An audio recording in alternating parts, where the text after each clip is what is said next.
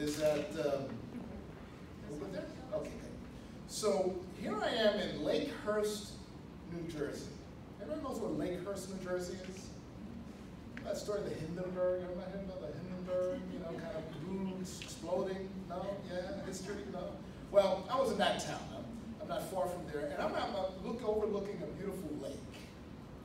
And I said, oh, it's time for Jonathan and I to have a conversation. So we set up an appointment. Jonathan set up an appointment to give me a call and just to chat some things about some strategic plans around his business, his enterprise. And so Jonathan's one who truly has been dedicated to staying in touch, to networking throughout the program. We've had multiple conversations over the years, giving advice, and not only one way that I'm giving him advice only, but the beauty is that it's as they say, full duplex. It's going back and forth. And he's guiding me and advising me on things as well. So don't ever feel that because they're so much older and have so much experience that I have nothing to give. You will. You do. And with that, Jonathan, you can say a few words to our wonderful new cohort of fellows and share your passion. There's so much experience that he has, and he just has as a poet, he has just this way with words that touch your soul. God bless. Yeah. That was muy romántico. I appreciate it. Mel Santos over here. I appreciate everybody here. Dime, what's going on? So one thing that I always do right off the front, you get the 100% Jonathan. You don't get no polish, you know, anything, because at the end of the day, one thing that I always take pride in is wherever I go, you know, I'm bringing who I am as an individual. I'm bringing whatever I've learned from life, whatever I've learned from being in any programs and being in any educational institute.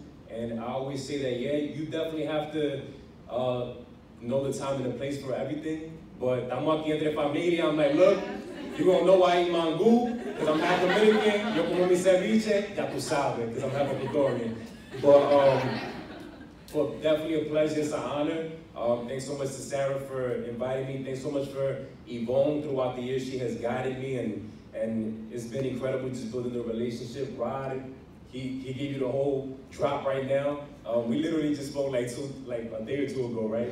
Yeah, so it's like, I still stay in touch with everybody. I was part of the fellowship program back in 2013, right? So I'm not that far removed from the program.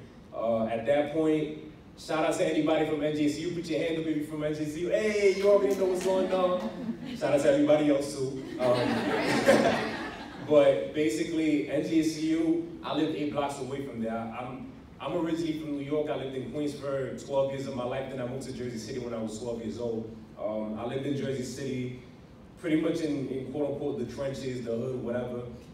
And I was like 8 blocks away from NJCU. So like a lot of the things that I was exposed to, gang violence, drugs, you know, all the type of activity. Like I used to walk literally from my house, I lived on Armstrong, right through Audubon Park to go to NJCU. And Audubon Park was super hot spot, 1 block away from the police precinct.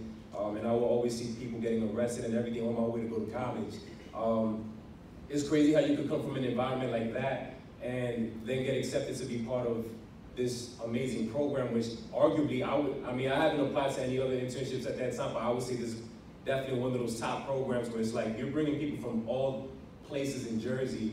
What I would say is take advantage of, you know, your peers in the sense of like build those relationships with peers, right? Stay in contact with them, because right now everybody's an intern, but in 5 years, you know, 5 years goes by that fast, and potentially even sooner, y'all are going to be professionals. To me, you guys are already professionals.